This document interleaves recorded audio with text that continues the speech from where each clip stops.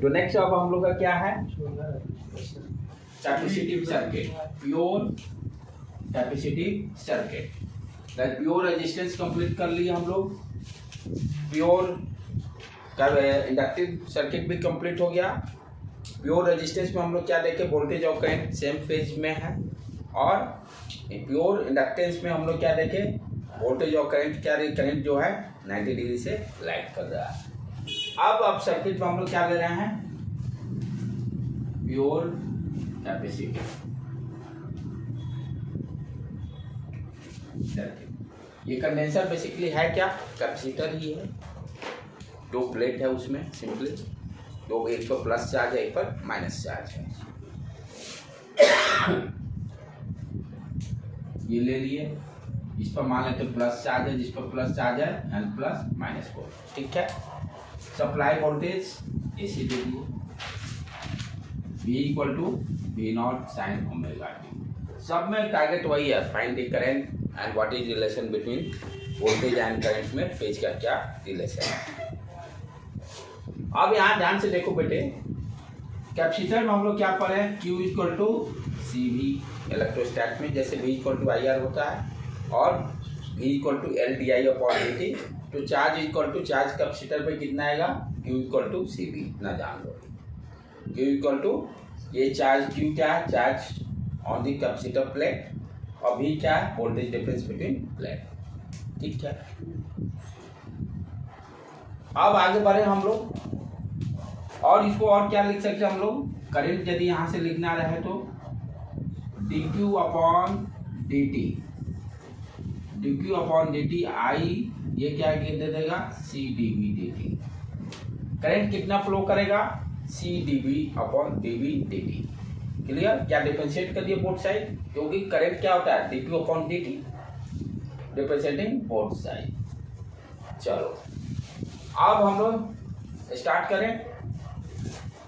तो यहाँ पर क्या हो रहा है, वोल्टेज इंक्रीज किया, माइनस से प्लस वोल्टेज इंक्रीज, और कैपेसिटर के क्रॉस ये मान लेते हैं V के जगह पर E दे दो, थोड़ा सा आसानी रहेगा दोनों में डिफरेंशिएट करने में।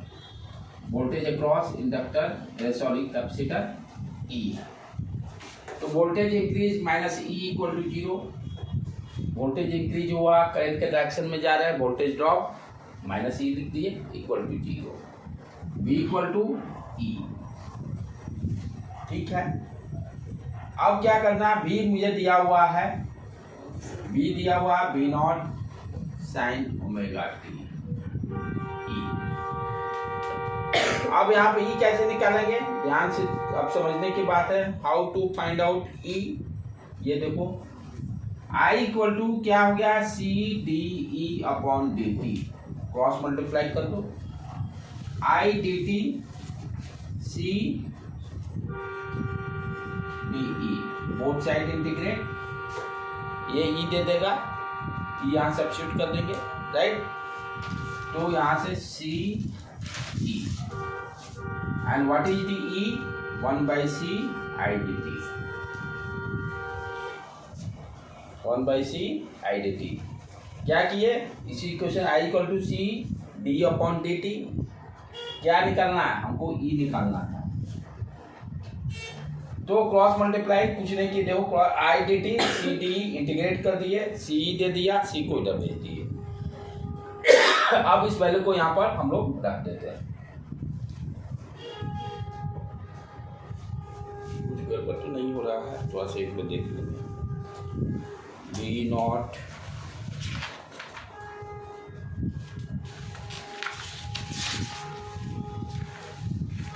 सर एक बार पूरा बताना। हाँ बता देता हूँ, आप इसे रिवाइज करा देता हूँ।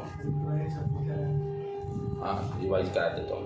हाँ देखो एक बार फिर से इसको कर ही देते हैं।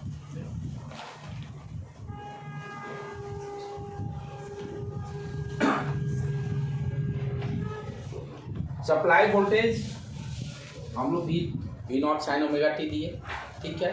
क्या निकालना है, find the current, find the current through capacitor, find the current through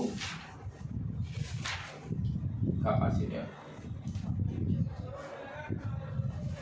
V equal to हम लोग क्या जानते हैं, Q equal to CV, Q equal to CV, ठीक है।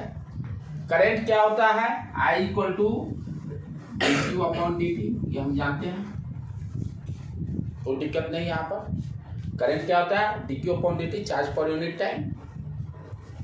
तो यहाँ से क्योंकि हाँ यहाँ पर मान ई दे दो, कोई दिक्कत नहीं, ये supply voltage, sorry supply voltage वाला रहता है, वहाँ गलत किया, उसको मिस्टेक चेंज कर देना, पिछले वाला कट कर लेना, पिछले वाला कट कर लेना।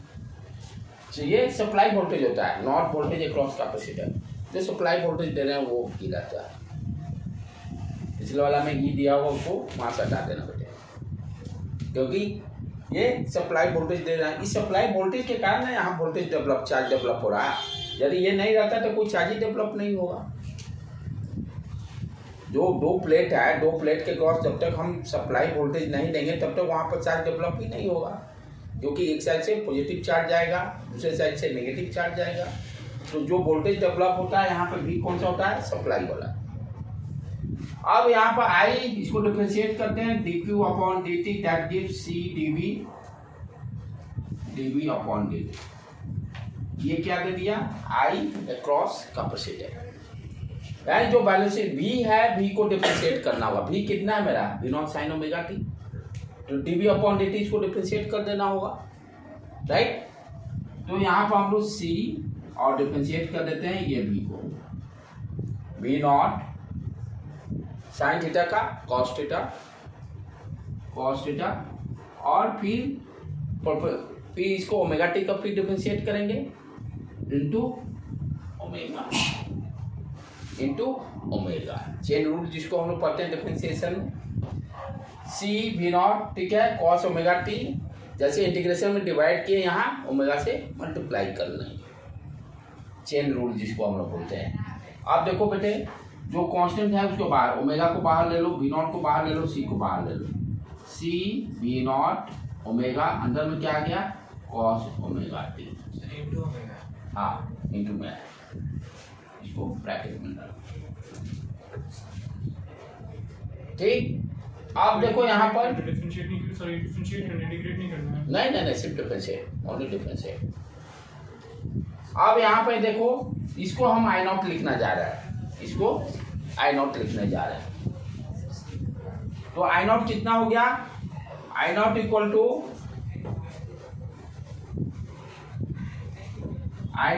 टू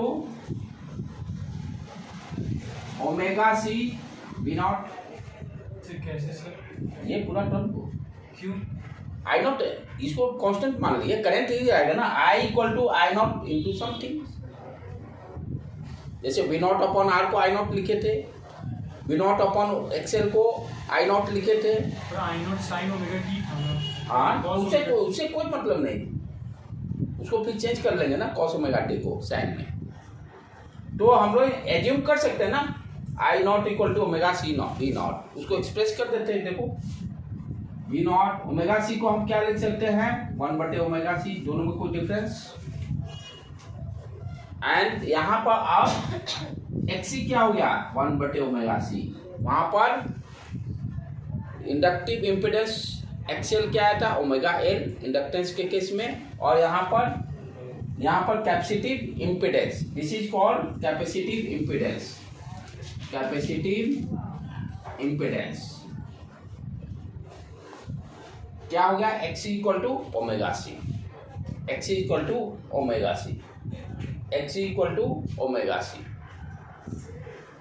आपसे पूछ देगा find the capacitance 1 omega C, निकाल देना होगा। C का वैल्यू दिया रहेगा, यहाँ पर C का वैल्यू मान लो दिया रहेगा 2 माइक्रोफैराड है। तो एक यहाँ पे इंपॉर्टेंट रिजल्ट क्या आया, ये सारे को मिटा देता हूँ। XC आया, XC यहाँ पर क्या हो गया, 1 ओमेगा C। XC को हम लोग क्या बोले, capacitive impedance, capacitive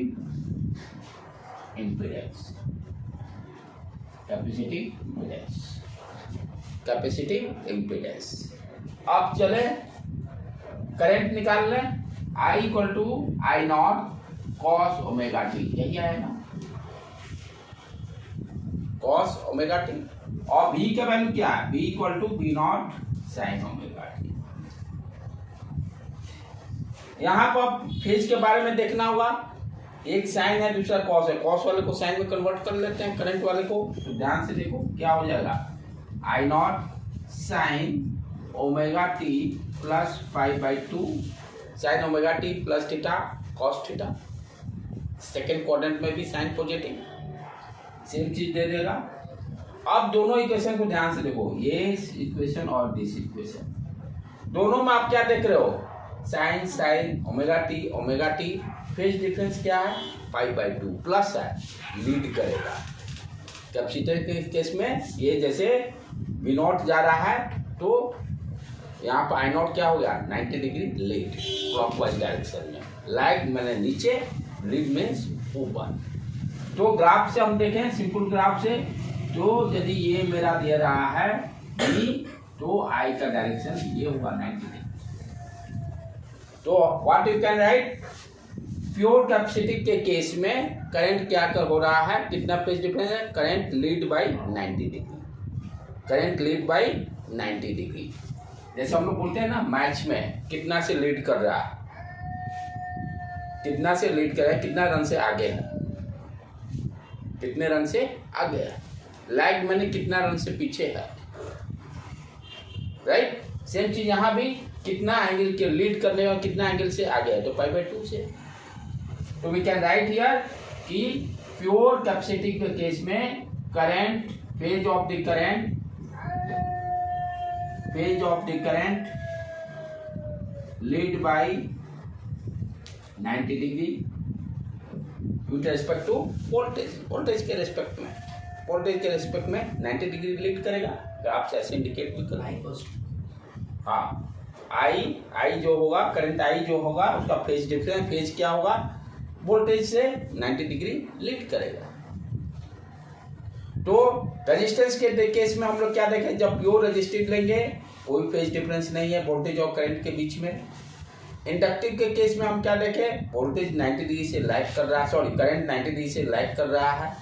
pure capacitive के केस में क्या देखें, करंट 90 डिग्री से लीड कर रहा है। यही तीनों लाइन इंपॉर्टेंट है, यही तीनों लाइन इंपॉर्टेंट है। अच्छा, अब दूसरा चीज चलें।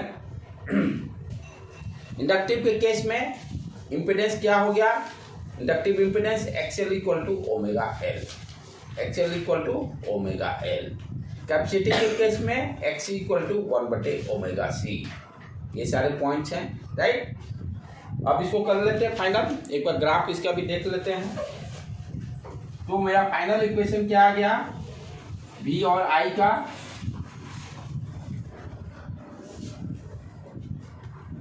V equal to V naught sine omega t, और I आ गया I naught sine omega t plus 5/2, where I naught equal to V naught upon XC and XC equal to 1/ओमेगा C। सारा का समरी यही हो गया। कैपेसिटिव के केस में इतना ही पॉइंट्स आपको ध्यान रखने। इस दोनों इक्वेशन से इंफॉर्मेशन मिल गया, phase lead by 90 degree. Current कितना होगा, peak value V naught upon XC, XC कैसे निकालेंगे 1/ओमेगा C, 1/ओमेगा C, राइट बेटे। अब ग्राफ देखें, ग्राफ कैसे रहेगा, ये मान लेते हैं V नॉट, ये V नॉट हो गया, ओमेगा टी एंगल बना रहा है, और इससे 90 डिग्री पे ये I नॉट, यहाँ से ये 90 डिग्री लीड कर गया। फेजर डायग्राम हो गया, फेजर डायग्राम हो गया।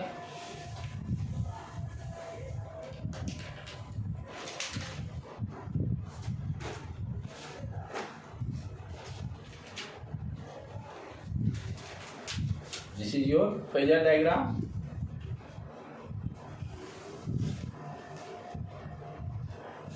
और वेव फॉर्म कैसा रहेगा, इसको बिठा दूं, ड्रॉ कर लिए बेटे, टिप के ऊपर टिप 90 डिग्री पर। अब वेव फॉर्म कैसा रहेगा? वेव फॉर्म इस दोनों के इक्वेशन को देख कर ड्रॉ कर रहे हैं, तो पहले बी नॉट का ड्रॉ कर लेते हैं। ये देखो, ये दे दिया बी नॉट, ये टाइम एक्सिस। अब ध्यान से देखो, t इक्वल टू 0 पे वैल्यू 0, कैसे ग्राफ को ड्रॉ करते हैं? इसमें t इक्वल टू 0 पुट करो तो क्या आ गया? sin pi by 2 plus I not, यानी जब ये 0 होगा तो ये प्लस आई नॉट देगा, राइट। वहां पर इंडक्टेंस के केस में नीचे था माइनस आई नॉट। अब यहाँ पर सेम, क्योंकि ये भी लीड कर रहा है, इस तरह से ग्राफ होगा, ठीक है। ये जब 0 हुआ तो ये पिक दे दिया, इस तरह से ग्राफ। सर एक बार फिर से ग्राफ को एक्सप्लेन कीजिए। ये देखो, ये तो पहला वाला ग्राफ हो गया, इसको तो सोचना नहीं है। दूसरे में t इक्वल टू 0 पुट करो, साइन 0 दे दिया, यहाँ 0 पुट किए, साइन पाई बाई 2 क्या दिया? 1, आई का वैल्यू आई नॉट दे दिए। यहाँ से स्टार्ट होगा, ठीक है। अब ये जब पिक होगा तो ये 0। अब ओमेगा टी पाई बाई 2 रख दो, तो ये क्या दिया? B naught. यहाँ पाई बाई 2 रखोगे, sine pi by 2 plus pi by 2, sine pi 0, तो यहाँ पर 0 दे दिए। तो ये आपका वेव फॉर्म हो गया। अब इसी में क्वेश्चन दे दिया, मान लो आपको दे दिया C इक्वल टू 2 माइक्रोफैराड है, कैपेसिटर का माइक्रोफैराड है, 10 टू पावर माइनस 6 2 माइक्रोफैराड है, 2 माइक्रोफैराड है। अब ध्यान देने का चीज है, XC का यूनिट क्या होगा? ओम। C का वैल्यू माइक्रोफैराड है ना, इसका यूनिट क्या होगा? ओम। इम्पीडेंस है ना, रेजिस्टेंस का ओम, XL का ओम, XC का ओम। C का है ना माइक्रोफैराड है, L का है ना हेनरी, बट XL XC क्या होगा? इम्पीडेंस है, इम्पीडेंस का यूनिट ओम होगा, इम्पीडेंस का यूनिट ओम होगा। अब यहीं पर दे दिया आपको से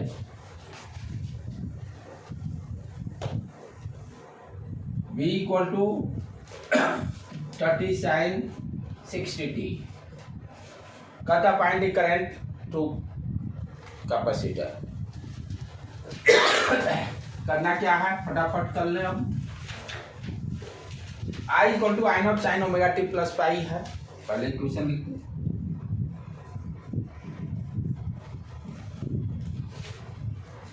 आई नॉट क्या है? V naught upon XC। XC क्या है? 1 बटे ओमेगा C। ओमेगा क्या है? 60। C क्या है? 2 माइक्रोफैराड है, 10 टू पावर माइनस 6। इसको सॉल्व करके निकाल देंगे। और फिर V नॉट क्या है? 30 अपॉन XC करके आई नॉट का वैल्यू निकल जाएगा, और यहाँ वैल्यू पुट कर देंगे, काम खत्म। तो इसी तरह के प्रॉब्लम्स रहेंगे। सबसे इंपॉर्टेंट फेज वाला है, सबसे इंपॉर्टेंट फेज। रेजिस्टेंस रहेगा pure resistance, phase difference 0। Inductance रहेगा लैग करेगा, कैपेसिटेंस रहेगा प्योर कैपेसिटेंस रहेगा लीड करेगा। और इस तरह के प्रॉब्लम, छोटे छोटे प्रॉब्लम्स दिया रहेगा। अब बच गया है LCR, नेक्स्ट में उड़ा देंगे, नेक्स्ट क्लास में खत्म वही कर देंगे, ये चैप्टर फिनिश हो जाएगा। ठीक है बेटे।